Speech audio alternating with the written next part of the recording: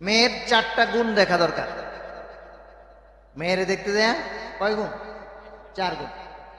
লিমালিহা ওয়ালি হাসাবিহা ওয়ালি জামালিহা ওয়ালি দীনিহা ফাজফার বিযাতিদ দ্বীন তারিবাত ইয়াদাক আও কামা ক্বালা আলাইহিস সালাতু ওয়াস সালাম। বুখারীর বর্ণনা। মেয়েকে দেখতে যাওয়ার বিধান শরীয়ত কি বলে? হয়ে গেল দেখা সাক্ষাৎ।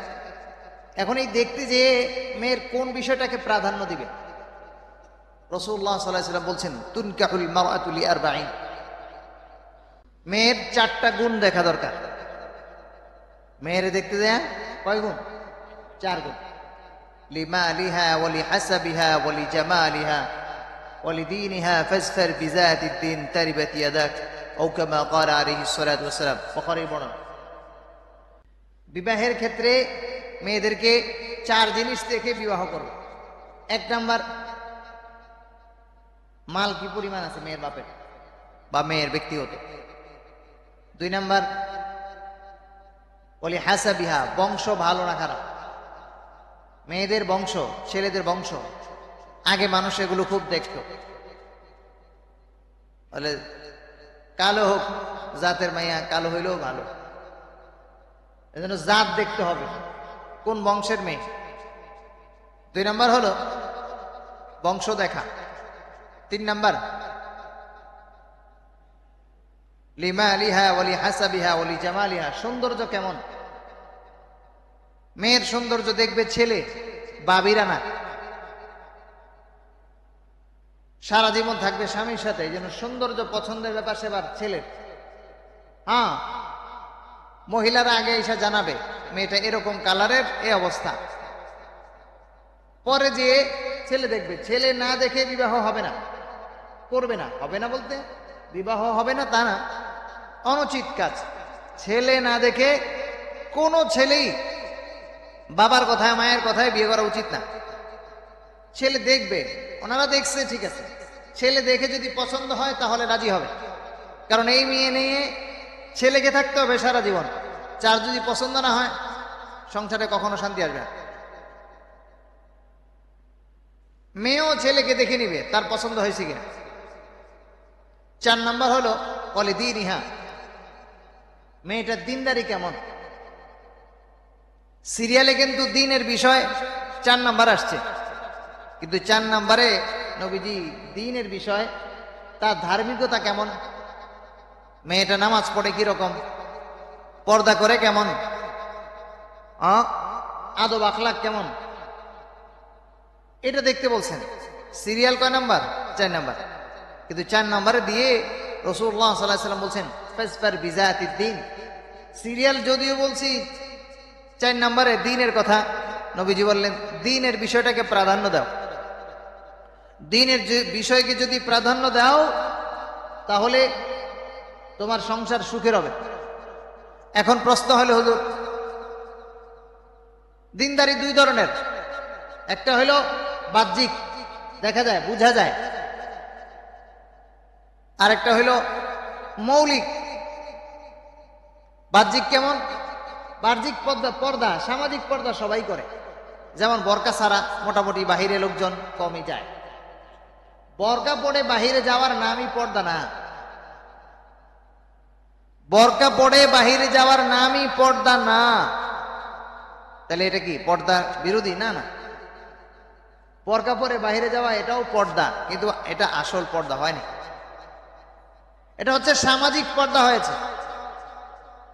মৌলিক পর্দা হলো দেবরের সাথে দেখা নাই, বাসুরের সাথে দেখা নাই, দেবরের ছেলে মেয়েদের সাথে, ছেলের সাথে দেখা নাই, মৌলিক পর্দা হইতেছে। ননদের জামাইয়ের সাথে দেখা নাই, মৌলিক পর্দা হইতেছে। আর না হয় বোরকা পরে বাহিরে গেলাম, সামাজিক পর্দা হচ্ছে। সামাজিক পর্দা দেখতে বলে নাই। দিনদারি দেখা মানে সব বাপ মাই তো বলে আমার মেয়ে নামাজ পড়ে। কেউ কেউ কেউ আমার মেয়ে নামাজ পড়ে না, কোন মুসলমান বলবে না। কিন্তু দেখা গেছে যে মেয়ের জিজ্ঞাবেন মা নামাজ কয় ওয়াক্ত, তাও খেতে পারে না, তো সে নামাজি নাকি? সে কিসের নামাজি? আত্মা হেতুরা পর্যন্ত পারে না। সে নামাজি নাকি? 4টা সূরা পড়তে বলেন, পারে না। সে নামাজ পড়লে আবার 4 সূরা পারে না কিভাবে? এই জন্য দিনদার স্ত্রী পেতে হলে নিজেকেও ভালো হইতে হবে। নিজে বেনামাজি হয়ে একদম বেহেশতি একটা নারী পেয়ে যাবেন, এ ধরনের চিন্তা বোকামি ছাড়া আর কিছু না। অনেকে মনে করে যে হুজুর একদম রেডি হয়েছি টাকা পয়সা কামাই করে, কি কয়েকটা মাদ্রাসায় পড়ো, একটা মেয়ে নিয়ে আসো। মাদ্রাসায় পড়লেই সবাই দিনদার হয়ে যাব, এটা আপনারা কইল কি? আর স্কুলে পড়লেই সবাই খারাপ হয়ে যাব, এটা কইল কি আপনার? স্কুলে পড়লেই সবাই খারাপ হয় তা না, মাদ্রাসায় পড়লেই সবাই ভালো হয়ে যায়, বিষয়টা এমন না। তবে হ্যাঁ, সম্ভাবনা বেশি মাদ্রাসায় পড়লে ভালো হবে। আর স্কুলে যেহেতু পরিবেশটা খোলামেলা, সেই জন্য ভালো হওয়ার সম্ভাবনাটা একটু কম। তার মানে স্কুলে পড়ছে সবাই খারাপ, সবাই বেনামাজি, ইসলাম বিদ্বেষী, এমন না। তাহলে আপনারা যারা নামাজ পড়তে আসছেন তো মানে 10 জন পরে নেই মাদ্রাসায়, তারা ইসলাম বিদ্বেষী হলে নামাজ পড়তে আসছে নাকি? এর মধ্যে বহু লোক আছে জীবনে 1 টাকাও সুদ খায় নাই, ঘুষ খায় নাই, তারা যে স্কুলে পড়ছে ইসলাম বিদ্বেষী নাকি? না না, স্কুল থেকে ইসলাম সম্পর্কে জানা যায় কম। বিষয়টা মনে না? আগে ইসলাম শিক্ষা বইটা ছিল, একটা সাবজেক্ট প্রত্যেক ক্লাসেই ছিল। মাঝখানে উন্নত মানের সরকার ওটা ঐচ্ছিক করে দিচ্ছে। যাই পোলাবাইনে ওটা কোন রকম পরীক্ষার আগে পরীক্ষাটা পাস করতো, ওটাও বাদ হয়ে গেছিল। যাক আল্লাহ রহম করছে, এখন আবার এটারে বহাল হয়ে গেছে বা হয়ে যাইব, সমস্যা নেই। তো স্কুলের পরিবেশের সম্ভাবনা কম আর কি, এ হলো বিষয়। যাই হোক, যে কথা বলতেছিলাম, তো মেয়েটার দিনদারি কেমন, তার ঘরের খোঁজ খবর নেওয়া, তার মা এরা নামাজি কিনা, বাবা নামাজি কিনা, এদের পরিবারে ঘুষ খাওয়ার লোক আসেনি, মেয়ের মা মেয়ের বাবাকে মানে কিনা, এগুলো দেখে যদি বিয়ে করো, রাসূলুল্লাহ সাল্লাল্লাহু আলাইহি ওয়াসাল্লাম বলছেন ফাজফার বিজাতিদ দ্বীন, ধর্মকে তুমি প্রাধান্য দিলা, তাহলে তোমার ঘরে এই নারী কমিশনের মতো লোক জন্ম হবে না। আর যদি এগুলোকে প্রাধান্য না দাও, বাপের মাল দেখে দৌড়াও, সাদা চামড়া দেখে দৌড়াইলা, বংশ দেখা দৌড় দিলা, চৌধুরী বংশের মাইয়া, এটা কি ঝাড়া যায়? তো কপালে রাসূল বলছেন তারিবাত ইয়াদাক, নিজের পায়ে নিজে কুড়াল মারলা। এই জন্য তো দেখা যায় এই তো এই সপ্তাহে একজন এএসপি মারা গেছে না, আত্মহত্যা করছে। সমস্যা কোথায়? শাশুড়িকে নিয়ে বউ থাকতে রাজি না, এই সপ্তাহের ঘটনা, আত্মহত্যা করছে। কিন্তু এএসপি কত বড় পর্যাদান, সরকারি একজন কর্মকর্তা, সংসার অশান্তি হয়ে যাবে, যে সংসারে দিন থাকবে না।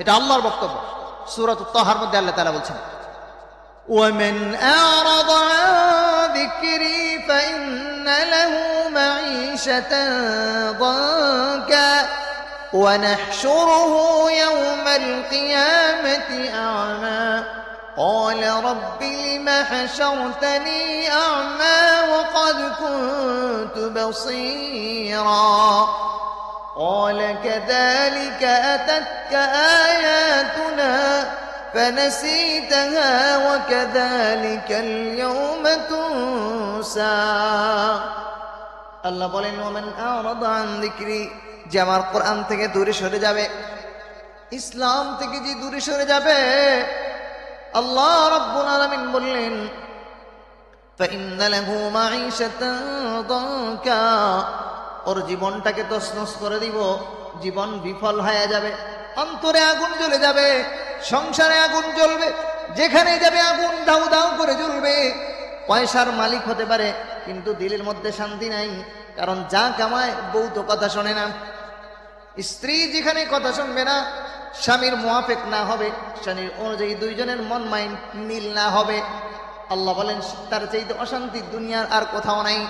রব্বে কারীম বলেন তুমি যখন দিনদার হইবা, বিবি যখন দিনদার হবে, একজন একজনকে মানতে পারবা, আল্লাহ বলেন দুইজনের মধ্যে এমন এক ভালোবাসা আমি আল্লাহ দান করব, যে ভালোবাসায় রহমত নাজিল হবে। রব্বে কারীম বলেন সূরাতুল ফুরকান ৭৪ নম্বর আয়াতে আল্লাহ বলেন وَجَعَلَ بَيْنَكُمْ مَوَدَّةً وَرَحْمَةً, দুইজনের মধ্যে এক ভালোবাসা হৃদ্রতা আমি আল্লাহ দান করব।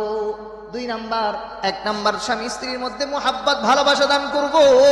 দুই নাম্বারে আমি আল্লাহ স্বামী স্ত্রী যখন মিল মুহাব্বত হবে, দুজন যখন দিনদার হবে, একজন একজনকে নেক আমল করতে সাহায্য করবে, আল্লাহ বলেন তখন আমি রবের রহমতের দরজা ওই স্বামী স্ত্রীর জন্য খোলা হয়ে যাবে। এবার বরকত শুরু হবে। এই জন্য দেখা যায় যে সমস্ত বিবাহের মধ্যে খরচ কম, আল্লাহ রাসূল সাল্লাল্লাহু আলাইহি সাল্লাম বলেন ইন্না আযমান নিকাহি বারাকাতান আইসারুহু মাউনা। আল্লাহ রাসূল সাল্লাল্লাহু আলাইহি সাল্লাম বলেন ওই বিবাহ সবচেয়ে ভালো, আযমান নিকাহি বারাকাতান, ওই বিবাহের মধ্যে সবচাইতে বরকত বেশি হবে যে বিবাহের মধ্যে খরচ কম, ডাকডোল পিটানো কম, গেইটে খরচ কম, লাইটিং ফাইটিংয়ে খরচ কম, অযথা বাড়তি খরচ কম। ওই বিবাহের মধ্যে নবীজি বলেন বরকত হবে যে বিবাহের মধ্যে খরচ কম হবে, মোহর কম। মোহর কম মানে ছেলের সাধ্য অনুযায়ী মোহর ধরবে। ওর যদি ১ কোটি টাকা মোহর ধরার সামর্থ্য থাকে ওটা ধরবে, এটা ধরতে কোনো বাধা নাই, ছেলের সামর্থ্য অনুযায়ী মোহর ধরবে। এবার আবার বাড়তি খরচ মানে মেয়ের বাড়িতে বিবাহের দিন খাবার দাবার খরচ অ্যারেঞ্জমেন্ট করতে হবে বাবার। না, ইসলাম মেয়ের বাড়িতে কোনো বিবাহের বিধান দেয় নাই। বিবাহের বাড়িতে কোনো মেয়ের বাড়িতে কোনো খাবার দাবার নাই। যদি খাওয়ায় তাহলে মেহমান হওয়ার পর, আত্মীয় হওয়ার পরে খাওয়াইতে পারে। ছেলের বাবা চিন্তা করলো ১০০ মানুষ না নিলে আমার মান সম্মান থাকবে না, এই জন্য ১০০ মানুষ নিয়ে যায়। ঠিক আছে, এখানে আবার একটা কম্প্রোমাইজ করে দিলাম, কি হুজুর? বলে যে ১০০ মানুষ যাবো তো ১০০ মানুষের খানা খরচ আমিও দিয়া দিব। এটা আরেক ভণ্ডামি। ১০০ মানুষের খরচ বাবদ ২৫টা মুরগি পাঠাই দিছে, একটা করে রান। তো বেচারা কি শুধু রানই খাওয়াইব না আরো খাওয়াইব? ১০০ মানুষ খাওয়াইতে গেলে এই যুগে ৫০,০০০ টাকা দরকার। নর্মালি ১০০ মানুষের খাবার অ্যারেঞ্জমেন্ট করতে হলে ৫০,০০০ টাকা দরকার। ৫০০ টাকার নিচে তো একজন মানুষ খাওয়ানোই যায় না। ১০০ মানুষের জন্য ২৫টা মোরগ তো কিছুই না, বাকি অ্যারেঞ্জমেন্ট গুলো করবে কে? বরং রাসূলুল্লাহ সাল্লাল্লাহু আলাইহি সাল্লাম বলছেন, হযরত আব্দুর রহমান ইবনে আউফ রাদিয়াল্লাহু তাআলা আনহুকে দেখলেন, রাআ আলা আব্দুর রহমান ইবনে আউফ, আব্দুর রহমান ইবনে আউফ রাদিয়াল্লাহু তাআলা আনহুকে দেখলেন জামা কাপড়ের মধ্যে কেমন যেন হলুদ হলুদ দেখা যায়, গায়ে হলুদ মাখা। নামাজ পড়তে আসছেন, জিজ্ঞেস করলেন কি ব্যাপারে, কি হলো? তো উনি বলে জবাব দিলেন, ইন্নী তাজাওয়াজতু ইয়া রাসূলুল্লাহ, আমি বিবাহ করছি। নবীজি বললেন হ্যাঁ ভালো কথা। এরপর রাসূল সাল্লাল্লাহু আলাইহি ওয়াসাল্লাম বলেন আউলিম ওয়ালাউ বিশাতিন, বিবাহ যেহেতু করছো অলিমা করো, মানে বউবাত, এই যুগের বউবাত। নবীজি বললেন অলিমা করার জন্য আপনারা দিলেন বউবাত। নবীজি বললেন অলিমা মানে মেহমানরা খাওয়াবেন, আত্মীয় স্বজনরা খাওয়াবেন, আর আপনারা হলে হোটেল গুলে দিলেন। হোটেলও তো ভালো, হোয়াইট হাউসে ২০০ টাকা বিল আসলে ২০০ টাকা দিলে বেচারা খুশি হয়ে যায়। খাওয়ার পরে জিজ্ঞাসা করে ভাই বিল কত? কয় ২০০। দিলাম ২০০, খুশি। আর যারা খাওয়াইছে ওদেরকে ১০ টাকা দিলে আরো টিস্যু আরো ৩টা দেয়, একটার জায়গায় ৩টা দেয়, ১০ টাকা দিচ্ছে।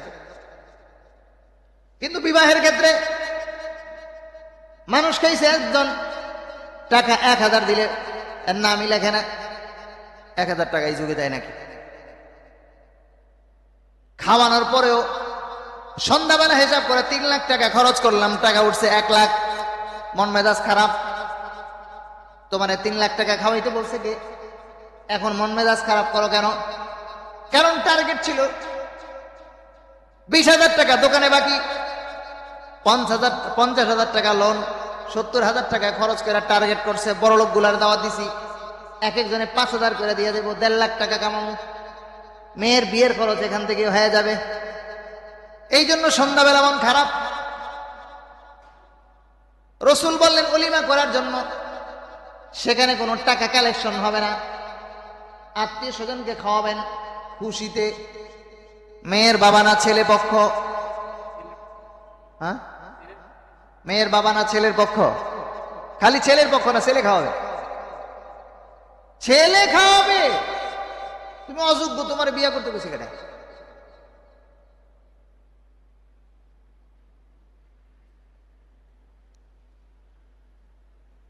বিবাহ হইবে কোথায়? রাসূলুল্লাহ সাল্লাল্লাহু আলাইহি ওয়াসাল্লাম বলেন, মুসলিম শরীফের বর্ণনা, আ'লিনুন নিকাহ, রাসূল বললেন বিবাহ করবা তো মানুষের ঘোষণা দাও, মানে দাওয়াত টাওয়াত দাও, ওই জলিমা করবা।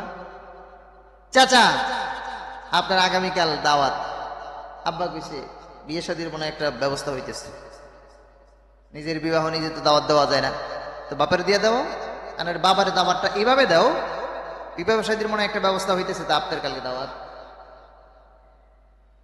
হয়ে গেল। ওয়াজআলুহু ফিল মাসাজিদ, নবীজি বললেন বিবাহ করবা কোথায়? মসজিদের মধ্যে করে দাও। তাহলে বিবাহের ঘোষণা দেওয়া এটা নবীজির সুন্নত,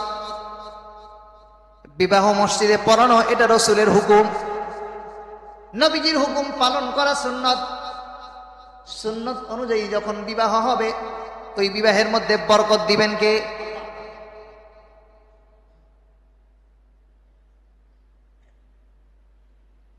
এই জন্য খাওয়া দাওয়ার ক্ষেত্রেও আরেকটা,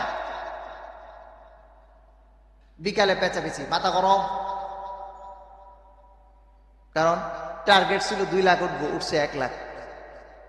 কেন? আরো সমস্যা আছে। এখন তো কতক্ষণ ছেলে পক্ষরে কইলাম, মেয়ে পক্ষ খুব খুশি, পাইছে হুজুর আজকে দিছে দোলাই। ছেলে পক্ষরে না না, মেয়ের বাপগুলো বড় জালেম। কেমনে জালেম? মেয়ের বাবারাও জালেম। কিভাবে জালেম? মেয়ে মানে হচ্ছে ছেলের পক্ষ থেকে যৌতুক চাবে, আমি 4 লাখ টাকা যৌতুক দিব। কেন ছেলে যৌতুক চাইবে কেন? ওরে তো যৌতুক চাওয়ার সুযোগই আমি দিব না। কেমনে? ফাতেমা রাদিয়াল্লাহু তাআলা আনহাকে যখন বিবাহ দিলেন আল্লাহ রাসূল সাল্লাল্লাহু আলাইহি সাল্লাম, হযরত আলীর কাছে কি দিলেন? আটা পিষার একটা চাক্কি, মানে মেশিন। ওই যুগে আটা পিষার চাক্কির অনেক দাম। মানে আপনাদের বাজারে বাজারে যে গম ভাঙানো মেশিন, ওই যদি একটা মেশিন দিয়ে দিলেন, ল্যাপ তোষক দিলেন, এই যুগের ল্যাপ তোষক, ওই যুগের বালিশ, আর কি দেন? কলসি দিছে, কলসি মস্ক, 2টা মাটির কলস দিছেন, একটা চামড়ার মস্ক দিছেন, মানে এটাও পানি খাবার জগ, একটা খাট দিছেন, খাট, দড়ির খাট, ওই যুগে ওটাই সবচেয়ে ভালো। এই যুগের ফার্নিচার, ওই যুগের রাসূল এগুলো দিলেন। ছেলের পক্ষ থেকে চাইতে হবে কেন? আপনার সম্পদ আছে, মেয়েকে দিবেন, এটা তো একবারে বিদায় করে দিলেন। মেয়ের বয়স 15 থেকে 16 বা 17 বছর হবে। 17 বছর মেয়েটাকে লালন পালন করে এখন পরের হাতে তুলে দিতেছেন, মানে বোঝা দূর করলেন। এই ধরনের চিন্তা চেতনার কারণেই আপনার নিজের ভিতরে শান্তি নাই। ছেলেটারে আপনি 25 বছর পাললেন, দায়িত্ব কি? ছেলে বালেগ হওয়ার পরে ছেলের কোনো দায়িত্ব নাই বাবার, কিন্তু মেয়ের দায়িত্ব কতদিন? বিবাহ দেওয়ার আগ পর্যন্ত বাবার পুরা দায়িত্ব। বাবার যদি পুরা দায়িত্ব হয়, বিবাহ দিয়া মেয়েরে আলাদা করে দিলেন। ছেলেরে বাড়িতে রাখলেন কেন? ইসলাম তো বলে নাই ছেলেরা এখন বাড়িতে রাখেন, ছেলেরা আলাদা করে দেন।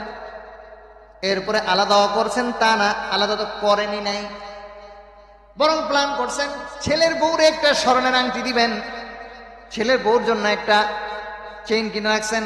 তো ছেলের বউর জন্য চেইন কিনে রাখলেন, মেয়ের জন্য কেন কিনলেন না? ছেলের অধিকার যতটুকু মেয়ের অধিকারও সমান। বাবা যতদিন জীবিত আছেন ততদিন ছেলে মেয়ের অধিকার সমান, মরার পরে না সম্পদে কম বেশি। জিন্দা অবস্থায় সন্তান সবাই সমান। ছেলের বউর জন্য যদি আপনি স্বর্ণ কিনেন তাহলে মেয়ের জন্য কেন কিনবেন না? এরপরে ছেলেদের বাড়িতে জায়গা দিলেন, একটা রুম আলাদা দিয়ে দিলেন জীবিত থাকা অবস্থায়। জীবিত থাকা অবস্থায় ছেলের যেহেতু রুম দিলেন, মেয়ের কেন দিলেন না? মেয়েও তো আপনার কাছে একটা রুম পাও না। খেয়াল করছেন? মাথায় ঢুকেন, মাথাতে এগুলো আসেই নেই। খালি চিন্তা করছেন ছেলে খালি যৌতুক চায়। ছেলে যৌতুক চাইবে কেন? মেয়ে তো সমান অধিকার। বাবা মৃত্যুর আগ পর্যন্ত ছেলে মেয়ের সমান অধিকার। খেয়াল করছেন? তিনটা ছেলেরে আপনি আপনার বাড়িতে তিনজনের তিনটা রুম দিলেন, তিনটা ফ্ল্যাট দিয়ে দিলেন, বউ নিয়ে থাকবে। আর মেয়ের তো একটাও দিলেন না কেন? ওর জন্য আলাদা একটা রুম বরাদ্দ করেন।